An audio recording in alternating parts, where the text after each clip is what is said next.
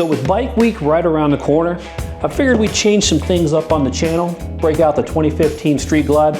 We're gonna put a new battery in this sucker, check some fluids, do a little bit of other little things here. We're gonna hit the road for a test ride and well, then we'll head out to Daytona. So with the T-bucket build that we've been doing on the channel, I have been neglecting this Street Glide here for some time. Haven't really done much riding. The touchscreen on it doesn't work anymore, which we're gonna tackle, see if we can get that working. It definitely needs a new battery, which we're gonna put that in. I got a little secret for y'all on that as well. It's gonna save you some good money if you're gonna do this. We're gonna check some fluids, we'll check the plugs, a few other things, and then I think we'll hit the road for a nice little test ride. So if you're following the T-bucket build, you'll definitely notice some similarities between the Street Glide paint and, well, the actual T-bucket paint job. I promise you, it was not color coordinated at all, just a coincidence. All right, I admit, maybe there was some color coordination between the T-bucket and the Harley here.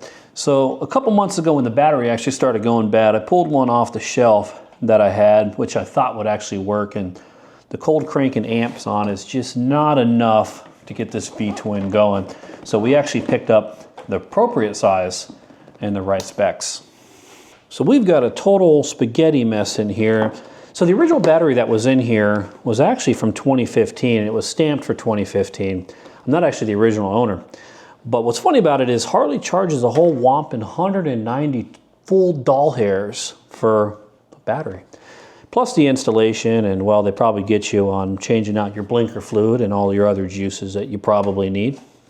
Last time I was in there, their shop rate is almost 200 bucks an hour. Every Harley dealer is different. They're not all actually the same here. So 200 bucks an hour to work on a motorcycle, that's insane, right? But I have to say, compared to the Sportster series, especially the Dynas, lowriders, all that fun stuff, this one is a lot easier to actually change compared to those, I think. The battery on the Sporties, depending on what year, is actually tucked away in the side panel. It's very hard to actually get to, and it requires the top to come off, side to come off, and the wheel to come off. Nah, I'm just kidding about the wheel there. This one here just wasn't enough power for us there. So for those of y'all who are actually going to be changing the battery on a Street Glide, Road Glide, these are, well, I'm going to put the information for this battery in the description below. This is the Harley branded one here. 190 bucks for that sucker. $59 for this one. Now, longevity wise, who knows? The $59 one probably will not last as long as this one. But I can tell you, Harley doesn't manufacture their own batteries, so they're getting them from somewhere. Now, the big difference is going to be the terminals on this one versus here. But these terminals, whether they're proprietary to their style on what they actually installed, well, they're not proprietary to Harley, but Harley installs these type here. This is going to fit just fine here. So this one definitely takes up all the room in here versus the other one there. So it looks like the cables are actually a little tight on these terminals here. So it may have to end up bending the positive side to actually get it to fit correctly. You can never have too many of these little magnet dingers here. So I put the Harley bolts here a couple months ago. That's T-bucket stuff. I think these are it here. We'll try these out and see if these actually work here. So this will hold that little plastic plate in here. Yep, that's it right there. Man, my luck. I would have lost these months ago and we would end up running a zip tie through here. Since these are Torx, we'll go ahead and torque those down. And we are almost ready to go. So before we actually get the seat put back on and bolted down, the actual backrest portion that goes in here, it's done with a Harley Davidson juice-filled shock, probably their own proprietary little fluid that's in there, but it's all seized up from sitting for some time. And the lever to adjust it is actually over here, which is seized. So I put on some of this XPS. I use this on the boat and all these other places, and it kind of stops stuff from getting seized up. It lubricates, and it doesn't really become oily afterwards. Funny part is, this is actually made by Bombardier, which, well, makes Indian motorcycles. but it works great. So let's see if we can get this unstuck and see. There we go. So that actually moves that little actuator there. So we can't put any pressure on it right now, but we'll get the seat mounted on here, and then we'll actually put some body weight on there and see if we can get this thing to pop forward or backward. It makes the riding 100% better, definitely for long distances and stuff. Here, so we're gonna do the magic Harley wand here, make sure it's registering with the end pin. You actually really don't have to do that, but let's see here. All right, so we got power, fuel pump primes up, so that battery's probably gonna work for us here. So about 1.5 years ago, I put some red line in this sucker, and I have not really checked it since. So it is a cold motor, we're gonna have to run it and then check it again, but I just wanna see what the level is, making sure we didn't lose anything. So we're still good here. It's a pretty interesting dipstick, right? You ever seen something like that? All right, so we're good with that. Let's jump over to the other side. So I'll tell you a little funny story. I like to call the dealerships up just to see what they charge for little things here and there, and they do like this weird little seasonal package, and it's like $600 to check your plugs, change your fluid, and make sure you're good to go. But this takes 5 minutes, so let's see where we're at. We changed these last June. I marked it down. We'll just take a little peek and see where we're at. So these look really, really good. Now in the Sportster that I have, the rear one is all caked up and the front one is pretty dry and charred. But you know, this is ECM fuel injection, so I don't expect anything crazy out of this unless, well, you're about to blow a motor and you got a bunch of blow-by going. So stick that back on there, otherwise it runs like crap. We'll see how we're looking right over here. Good thing it's only 2 and they're easy to get to. This one doesn't look too bad either. It's corroded and rusted out up here just for the salty weather that we have here. Now, if you guys are interested in the spark plugs too, I'll put these in the description. They're the DCP R7 Echoes here. So Harley is very particular. You don't have to buy a Harley brand, but these V-twins are very particular to the plugs. So I'll put this in the description as well. Doesn't matter what brand you get, just make sure you get the right temp and size. Definitely want the right size. Put something in there too long, you might get it busted off and lose it. Now we need to take the front of the bike apart. And this is where all the magic happens here. So now if I had to be a betting man, I guarantee you these are hand tight. Yeah, they're hand tight. I had a windshield put on last year at Bike Week, and I don't remember ever seeing them torque it down. I think it was just put on finger tight after I bought my new windshield. Wow. I don't even think that's the right bolt. Oh yeah. I'll make sure we disconnect the old headlight there.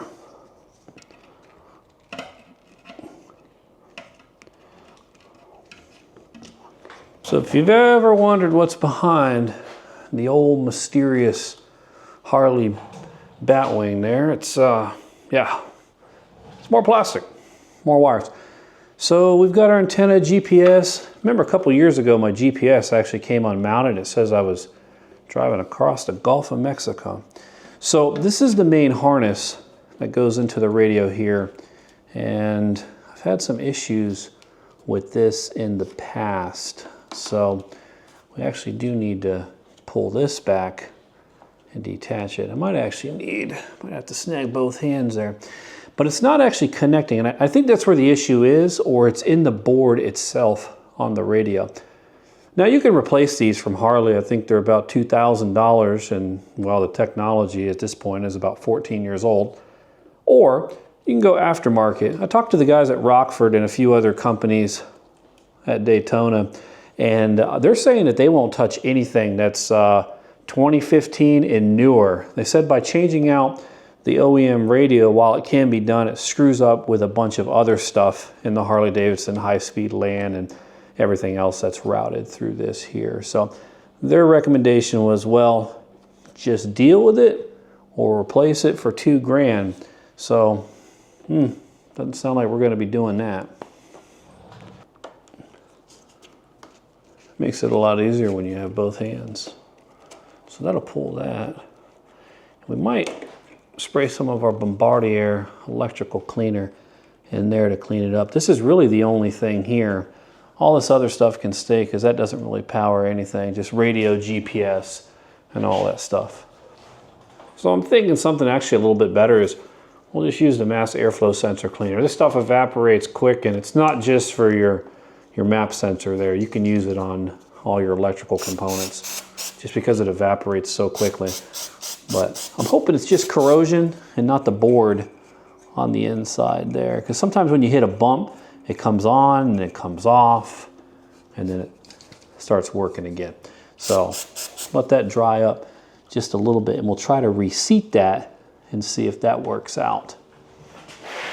All right, so let's reseat this and we'll try to throw some power to it and see if we can at least get it to turn on.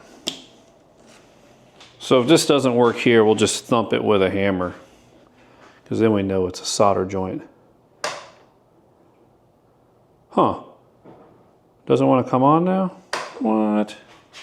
Oh, I'm telling you, it's that secret wand down here. Watch this.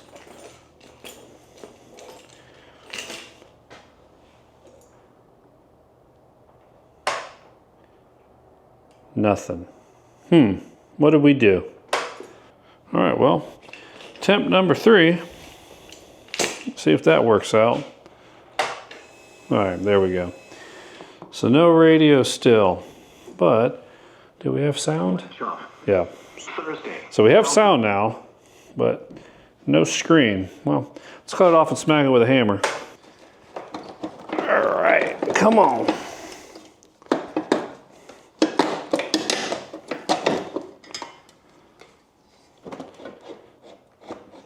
Come on, come out of there. There we go. Well, man, I swore it was a lot easier last time I did this.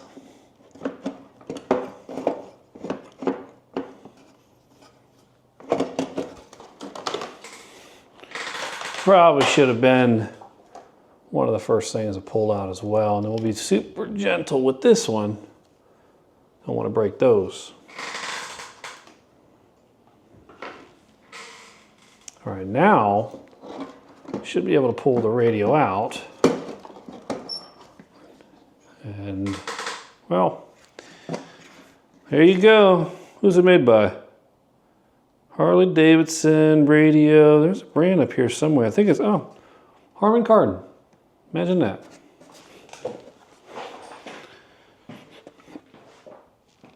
So the radio is out, and well, cannot find my security bit set here. So we're just going to take a risk. And I'm telling you, I think it's actually not the plug. I think there's something, it's a solder. You're going to think I'm absolutely insane. Let's plug this back in. And how much you want to bet it actually turns on after doing that. So like I said, it normally turns off when you hit a bump and it doesn't come on for months. So let's see. Make sure we get the plug right here and not actually backwards. And let's turn her on. Look at that. That's so funny. It actually turns on.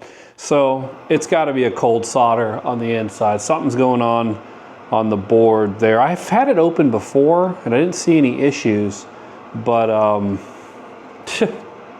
yeah, it works. So we'll see how long it works and put it back together. It would kind of suck to put everything back together and then it stops working. So we'll find out here. Let's turn it off and then we'll turn it back on. Well, still works for now. So something on the board, I'm guessing. So the front went on a lot faster, obviously, than taking it off. But now we actually got to see if the radio still works. Kind of scared.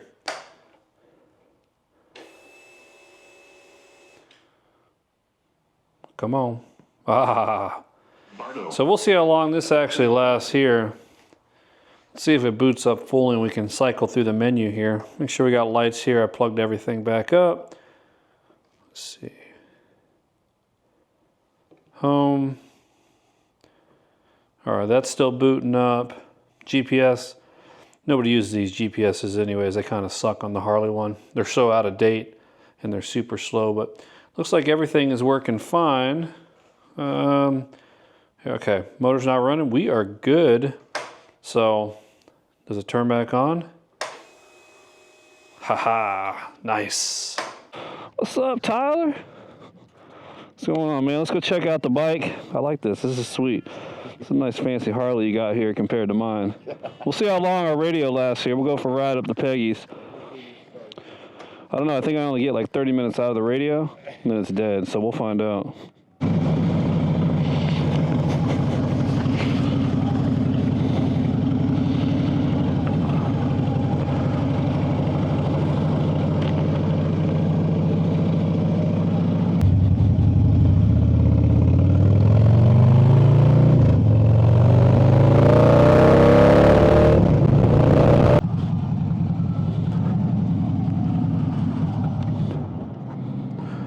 How much is gas? 332. Ain't too bad. I bet money this guy goes into the gas station, gets a Red Bull. Never ceases to amaze me. You need gas? Nah, I need a Red Bull. I knew it. I knew you needed a Red Bull. So back in the day, well, when I say back in the day, maybe like a couple years ago, it only used to take about 10 bucks, less than that, to fill these up. I think now it's roughly about 15 or so to get these things going, which is still not too bad. The newer Harleys here, they get way better gas miles with the new M8s that are in it. I'm averaging about 200, 220 a tank or so. This man's getting like 300. So it's all the emissions that are in these so they can sell them in the EU and California.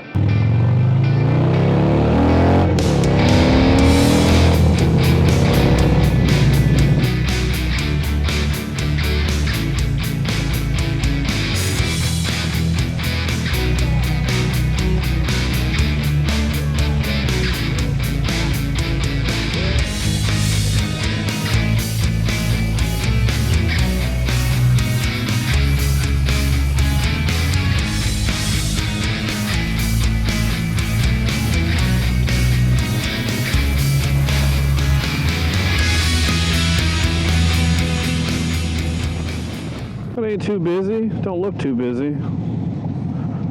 See if we can squeeze in right over here. Kind of coming in at a weird angle over here. I think we took the wrong way in. All right guys, so we made it back. It was about 2 hours later. Everything actually went pretty well. Surprisingly, the radio here actually still works and it didn't cut out. And yeah, about a half a tank. So these things don't really get too good of a fuel. It was shifting pretty hard, so we might end up changing the gear oil before we head out to Daytona. And yeah, that's hot. I don't know why the hell I put my hand down on there, but take a look at what came in while we were gone. So I've had the T-bucket build here on pause just for a little bit, waiting for some stuff to finish it up. So we got a good amount of stuff in that we need to bust open for another episode for our T-bucket here. So we'll get knocking this out here. Go ahead and be on the lookout for episode, I think we're on 13 or 14, and then we'll head out to Daytona next week. So guys, until next time, make sure you hit that like and subscribe. Check out the description for the video here. I'll put all the links for the battery and all the stuff that I used here. And then we are gonna get working on our T-bucket build.